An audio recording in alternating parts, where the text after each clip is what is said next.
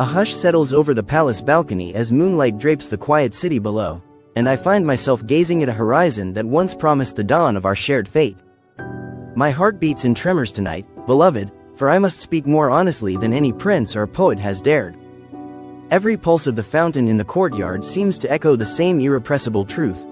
The wedding cannot unfold tomorrow as we dreamed, even though my soul is already wedded to yours in devotion beyond ceremony. Do not doubt the fire of my commitment, it blazes undimmed, fierce as the desert sun at midday. It is precisely because I cherish you that I cannot sign the scrolls while winds of uncertainty whirl around my family and my realm. I refuse to pull you into a storm when the skies have not yet cleared. Love, I would rather place a crown of patience upon your head than a veil clouded by hurried vows that cannot stand against the tempest. Tonight, every corridor whispers of legacy and duty. The advisors press parchment upon my table, each line inked in expectation, yet none of them carries the fragrance of your name. Their calculations stretch beyond palaces into alliances and treaties, and their voices intersect like hawks above a prey they believe is ours to claim. My chest aches at their chatter, because each equation that profits the state subtracts a tender dream of ours. I cannot let ruthless arithmetic disturb the delicate arithmetic of our hearts. When I first wrote to you in secret, spilling verses instead of decrees, I confessed that my reign would find its strength in compassion. The stables, the dunes, the poetry nights, we shared them all because I desired you to see the ordinary beats beneath the royal cloak. So let me remain consistent and put compassion before pomp yet again. Canceling tomorrow's celebration is an act of tenderness, not of weakness, because it shields us from shadows that would linger far beyond the fading fireworks. I walked the great hall tonight, where florists have placed white orchids beside tall candelabras. Their petals look like a miniature parliament of angels awaiting our vows. The sight tore me in half. My footsteps echoed louder than the orchestra ever could, as though the marble asked, "Are you certain?" Yes, I am certain of my love, but equally certain that love should sail under calm winds. I refuse to christen our union on a day when the sea of public scrutiny roils with rumors and half-truths. Beloved, I have tasted the bitterness of unspoken grief before. It has the flavor of sand carried by harsh winds, slipping between clenched teeth. I will not let such bitterness season our feast. Rumors swirl that threaten your dignity and mine, seeded by those who prefer spectacle to sincerity. Let me gather those seeds and scatter them where they cannot sprout. Give me time to speak clearly to my people, to silence the gossip so that your entrance into this house is greeted only by respect. I know postponement feels like a crack in crystal, visible even if the chalice still holds water.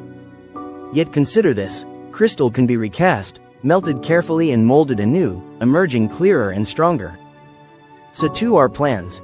They will be refined by understanding in the furnace of patience. Every day we wait will polish my resolve and engrave your worth deeper into the conscience of this land, until no dissenting voice dares question why this prince writes poems instead of edicts. Some nights I imagine our future children asking why their parents' wedding pictures show blossoms of a different season than the ancient tales describe.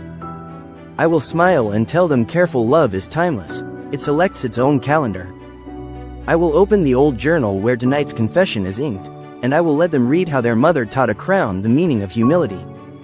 They will see that courage is sometimes the grace to pause, not the impulse to charge. Please understand, my dearest, that every hour we wait, I pour my longing into verses that circle your name like constellations. The world may misunderstand silence as hesitation, but silence to a poet is simply the deep breath before a line so powerful that heaven itself leans in to listen. When the moment is right, I will breathe out, and the words, "I do," will carry the weight of galaxies, unchallenged, unquestioned, unbreakable. Until that dawn arrives, I send this promise. Your ring rests over my heart, strung on a silk thread beneath my robe, absorbing the warmth of every heartbeat. There it will remain, a private sunrise, until the public sunrise is safe for us both. Think of me when the stars glitter. Know that I count them as witnesses to my vow that no decree, no counsel, no fear can sever the bond already woven in eternity between us. If disappointment tears at you tonight, let my voice be the gentle cloth that dries your sorrow. I stand beneath your window in spirit, reciting verses soft as rain. Beloved, wait with me, for patience is the purest form of faith, and faith is the truest form of love.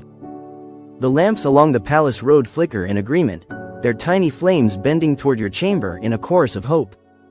And when the day finally comes, whether bathed in spring jasmine or autumn amber, I will walk toward you with the stride of a man who conquered not kingdoms, but his own haste. Trumpets will rise, yet I will hear only your heartbeat beckoning me home. Then, and only then, will the world witness vows strong enough to silence all storms, because they were born from a night like this, when a prince chose love over spectacle, truth over tradition, and forever over now. When dawn's first light brushed the lattice of my chamber, I summoned the courage to inform my mother of the pause we have chosen. Her eyes, fountains of ancestral wisdom, filled with both sorrow and respect, she understood that a ruler's greatest test lies not on battlefields but within the quiet chambers of the heart. She placed her hand over mine and whispered that love tempered by patience becomes a beacon for generations, gleaming brighter than any coronet. In that moment, I felt the lineage of poets who came before me standing unseen at my shoulder, urging me to carve our narrative in chords of grace rather than the hurried clang of ceremonial bells. The days that now stretch before us will not be empty corridors. They will be classrooms where our spirits learn intricacies protocols never teach. I will use every breath to deepen my empathy, to refine the gentleness with which I hold your dreams. You, my beloved, may discover new hues of your own brilliance, talents and aspirations perhaps overlooked in the frantic rehearsal of matrimony. Let the world call it delay if it must, for we shall call it cultivation, the deliberate tending of a vineyard whose first pressing will offer vintage wine worthy of eternity's toast. Each dawn, I pen a poem upon parchment scented with frankincense, letting verses flow like clear water over the stone of devotion. These are not public declarations but private lanterns I send to you through trusted hands, so that each new sunrise finds you warmed by a fresh flame of my affection. May those words serve as a silken rope across the growing span of days, binding us in lyrical strength until the hour we knotted into rings around our fingers before the watching stars. When my mind wanders into the gold-washed future, I see the wedding court flowering with nuance our planners never imagined.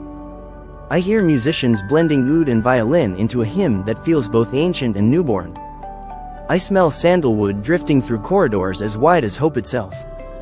In that vision you walk toward me, no longer shadowed by doubt or rumor, and every petal sprinkled upon the marble celebrates not a prince's triumph but the triumph of two hearts that mastered time together. That is the procession I crave, and I will not accept a lesser miracle. Yet I will not pretend that the ocean of waiting is calm every night. I know insecurity may rise like a furtive tide to brush your feet in the darkness, whispering that postponement can be another word for abandonment. Believe me when I say the palace gates are latched to the world's clamor, never to your presence. If at any hour uncertainty grips you, let my letters be your key. Enter those words and find me kneeling there within, steadfast as stone and twice as certain. Beneath the moon's vigil I admit a fear that once felt unworthy of a ruler's lips. The fear that too much silence might teach you to live without me. But love, faith is not the absence of fear. It is the will to sing above it. I choose faith daily, tuning my voice to the frequency of your heartbeat even across the hush of miles.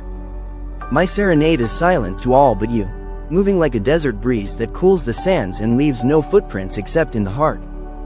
I have instructed my council to draft reforms ensuring any union in this family will henceforth be sealed with transparency and communal blessing, not hidden behind veils of strategy.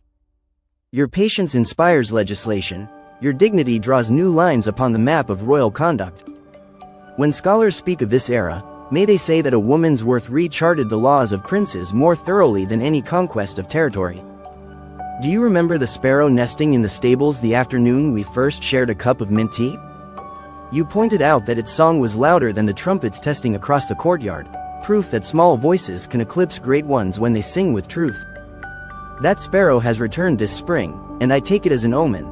The melodies conceived in modest beginnings will one day fill the vault of heaven, just as our quiet pledge will soon reverberate through chambers festooned with light. Let the onlookers continue their speculations. I harbor no resentment, for they know only the orchestra, not the composer.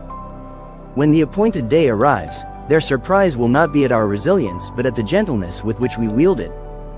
Our ceremony will teach them that glory can emerge from deliberate stillness, just as pearls are born from patience within the hush of oysters guiding tides unknown. Now, as the city bows to twilight and the royal falcon circles the minaret in solemn arcs, I lift my gaze to a sky the color of forgiveness and send this final pledge for the night. Even oceans eventually resolve into shorelines. Even the longest vigil gives way to dawn. Until the horizon splits with rose-gold promise, think of me as the single lamp kept aflame in the hall of your thoughts, unwavering, inviolate. There I stand, my sweetheart, guarding the sanctuary of our future, trusting the universe to turn its celestial pages until it arrives at the chapter titled Forever. And if the world asks me one day why I chose her, not a princess from legacy, not a name carved in nobility, I'll tell them this. I chose her because my soul did. Because everything in me pointed to her like the desert wind points to the horizon. I chose her because when love is that pure, that undeniable, you don't ask permission. You just love. And you never let go. My people see the leader I've become. They follow my voice, they trust my hand. But you saw the poet. The man who weeps for beauty, who finds divinity in the smallest things, who breaks and heals through rhyme. You saw me before the world did. And for that, I owe you everything. I want to cry not just for what I lost, but for what you gave me. The courage to feel, to write, to reign with a heart unafraid to love. So tonight, I write the final stanza not as an end, but as a beginning. The moon still listens, the stars still wait, and I, Sheikh Hamdan, the poet, the man, the dreamer, will continue to write. For in every poem, I find pieces of you, and in every tear, I find the strength to keep going. I want to cry, yes, but I also want to live, to love, to write, for as long as my pen can move and my heart can beat. And that, perhaps, is the greatest poem of all.